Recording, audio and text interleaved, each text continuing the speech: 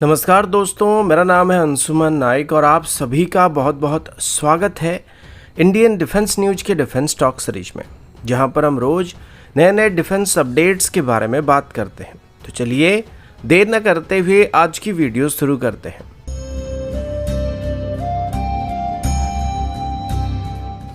आज की पहली अपडेट पाकिस्तान की तरफ से है और ये बात तो आप सब जानते होंगे कि पाकिस्तान और टर्की के बीच बहुत ज़्यादा अच्छे रिलेशन है। कुछ महीने पहले ही मैंने आप सभी को बताया था कि टर्की की तरफ से अभी पाकिस्तान को अपनी 5th generation fighter jet programme में शामिल करने का फैसला किया गया था, जो कि आगे चल के Turkey 5th generation fighter jet को लोकली मैन्युफैक्चर कर सकते हैं, जिसका नाम कान फाइटर जेट होने वाला है। अभी पता चला कि पाकिस्तान की तरफ से भी टर्की से वीवीआर मिसाइल्स को भी हासिल करने की कोशिश किया जा रहा है और अभी पाकिस्तान की तरफ से टर्किश ऑरिजिन गोदकन वीवीआर मिसाइल को खरीदने की कोशिश किया जा रहा है और ये एक मीडियम रेंज की वीवीआर मिसाइल होने वाली है, जिसकी रेंज करीब 80 किलोमीटर के आसपास की है। अब आप सोच सकते हैं पाकिस्तान को भला टर्की से इन मिसाइल को खरीदने की क्या ज़रूरत है, जबकि उनके पास पहले से ही PL-15 और PL-12 जैसे मिसाइल मौजूद है, जिनकी रेंज 145 किलोमीटर करीब 100 किलोमीटर के आसपास है। अब प्रॉब्लम ये है कि ये जितने भी चाइनीज ओरिजिन मिसाइल थे, इनको पाकिस्तान सिर्फ अपनी JF-17 की ब्लॉक 3 वेरिएंट में इस्तेमाल कर सकता है और J-10 जैसे इकराम में इस्तेमाल कर सकता है, जिनको हाल ही में ही पाकिस्तान की तरफ से एक्वायर किया गया। लेकिन मोस्टली जो अमेरिकन ओरिजिन F-16 फ्लीट है, उसमें पाकिस्तान चाहकर भी चाइनीज ओरिजिन मिसाइल का इस्तेमाल नहीं कर सकता है। अब इसी वजह से अभी पाकिस्तान के पास मिसाइल को लेकर दिक्कत सामने आ रही है। आखिरी बार जब यूएस की तरफ से पाकिस्तान को F-16 के लिए M120C5 जैसे मिसाइल को सप्लाई किया गया था, वो 2006 में किया गया था और तब कुल मिलाकर पाकिस्तान को इससे 500 के आसपास मिसाइल को सप्लाई किया गया था। लेकिन वक्त के साथ साथ ये मिसाइल पुराने हो रहे हैं, जिस वजह से पाकिस्तान की तरफ से इस बीच यूएस को कई बार नए मिसाइल की स्टॉक को सप्लाई करने के लिए रिक्वेस्ट भी किया जा चुका है और पाकिस्तान की तरफ से इसकी लेटेस्ट वेरिएंट यानी कि M120C7 मिसाइल को भी पाकिस्तान को सप्लाई करने के लिए यूनाइटेड स्टेट्स से रिक्वेस्ट किया गया था। लेकिन 2019 में इंडियन एयरफोर्स की एयरक्राफ्ट के अगेंस्ट में पाकिस्तान की तरफ से इस मिसाइल का इस्तेमाल किया गया था, जिस वजह से यूनाइटेड स्टेट की तरफ से पाकिस्तान को कोई भी फर्दर वीवीआर मिसाइल को सप्लाई करने से इनकार कर दिया गया था, जिस वजह से अभी टेक्निकली पाकिस्तान की F-16 फ्लीट की वीवीआर कैपेबिलिटी धीरे धीरे रिड्यूस हो रही है और आज भी F-16 जो है वो पाकिस्तानी एयरफोर्स की मेन एयर सुपीरियरिटी फाइटर होने वाला है, जिस वजह से इनको बेहतर मिसाइल से इक्विप करना पाकिस्तान का मेन प्रायोरिटी है। लेकिन अभी उनके पास और कोई रास्ता नहीं बचा है, जिस वजह से वो भी टर्की से गोदकन जैसे मिसाइल को खरीदने की कोशिश कर रहे हैं। और जैसे कि टर्की भी पहले से F-16 को ऑपरेट करता है और सेम मिसाइल को F-16 में इस्तेमाल करता है, तो पाकिस्तान को ये उम्मीद है कि सेम मिसाइल अगर वो टर्की से खरीदते हैं तो वो आसानी से उनकी F-16 में भी सेम मिसाइल को इंटीग्रेट कर सकते हैं। एटलीस्ट जो ओल्डर जनरेशन के F-16 थे, उनकी सोर्स कोड पहले से टर्की के पास मौजूद है, तो इसमें यूएस के बिना इन्वॉल्वमेंट के पाकिस्तान नए बैच की मिसाइल को अपनी F-16 में इंटीग्रेट कर सकता है। और टर्किश मिसाइल को इंटीग्रेट करने से पाकिस्तान को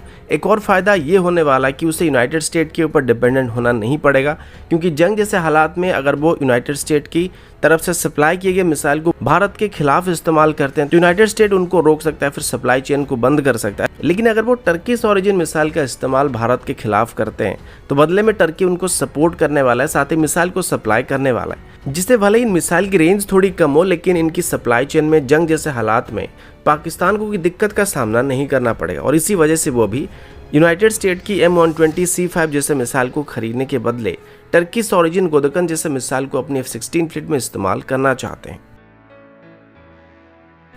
अगला अपडेट एरो इंजन की तरफ से। अभी कुछ ही महीने पहले ही भारत और यूएस के बीच जनरल इलेक्ट्रिक की 414IN-S6 एरो इंजन को लेकर एक डील को फाइनल किया गया,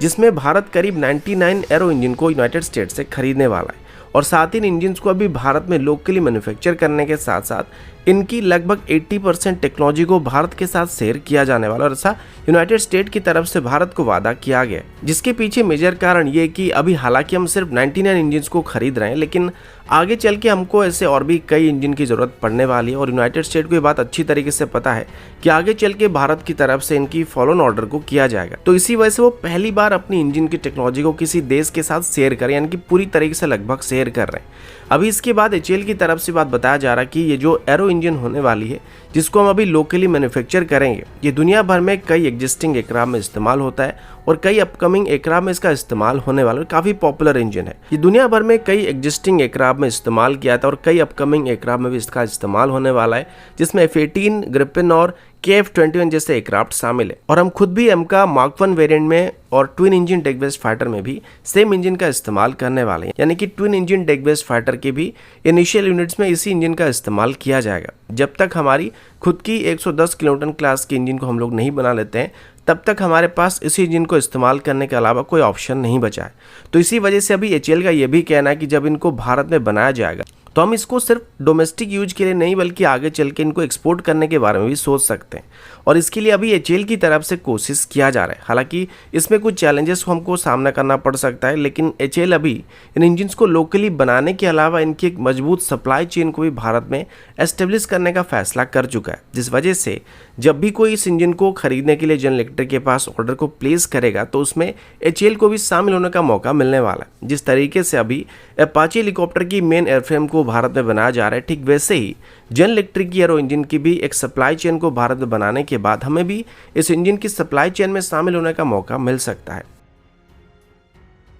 अगला अपडेट प्रोजेक्ट ध्वनि को लेके। प्रोजेक्ट ध्वनि जिसे भारत का फ्यूचर हाइपरसोनिक टेक्नोलॉजी कहा जा सकता है और इसको अभी सिर्फ मिलिट्री एप्लीकेशन के लिए डेवलप नहीं किया जा रहा है, बल्कि इसको आगे चल के सिविलियन एप्लीकेशन के लिए और ट्रांसपोर्टेशन रोल के लिए भी इस्तेमाल करने की कोशिश किया जा सकता है। अभी पता चला कि धीरे धीरे अभी DRDO की तरफ से प्रोजेक्ट ध्वनि में आगे बढ़ा जा रहा है और जैसे कि इसका नाम प्रोजेक्ट ध्वनि है, तो इसमें ध्वनि यानी कि आवाज़ की गति से लगभग 5 से 6 गुना ज़्यादा स्पीड में ट्रैवल करने की कोशिश किया जाएगा। और हाइपरसोनिक स्पीड को मेंटेन करने के लिए अभी एक हाइपरसोनिक ग्लाइड व्हीकल को भी डेवलप करने की कोशिश किया जा रहा है, जिसे खास करके वेव राइडर कन्फिगरेशन में बनाया जाएगा, जिस वजह से ये अपने ही सॉकेप को राइड करते हुए आगे बढ़ पाएगा और बेहतर हाइपरसोनिक स्पीड को मेंटेन कर पाएगा। अब इसके अलावा एक हाइपरसोनिक व्हीकल या मिसाइल को डेवलप करने के लिए जो सबसे बड़ी चीज़ होता है वो इसका प्रोपल्शन सिस्टम होता है और ये काफ़ी मायने रखता है। और अच्छी बात यह कि पहले से ही DRDO की तरफ से इस टेक्नोलॉजी को डेवलप कर लिया गया और 2020 में ही भारत की तरफ से अपनी hypersonic air breathing scramjet engine को टेस्ट किया गया था और टेस्टिंग के दौरान ये मार्क 6 की स्पीड को लगभग 23 सेकंड तक सस्टेन कर चुका था, जिसको तब हम सभी हाइपरसोनिक टेक्नोलॉजी डेमोन्स्ट्रेटर व्हीकल यानी कि HST-DV के नाम से जानते थे। लेकिन असल में ये सिर्फ एक टेक्नोलॉजी डेमोन्स्ट्रेटर था, जबकि इसमें डेवलप किए गए टेक्नोलॉजी को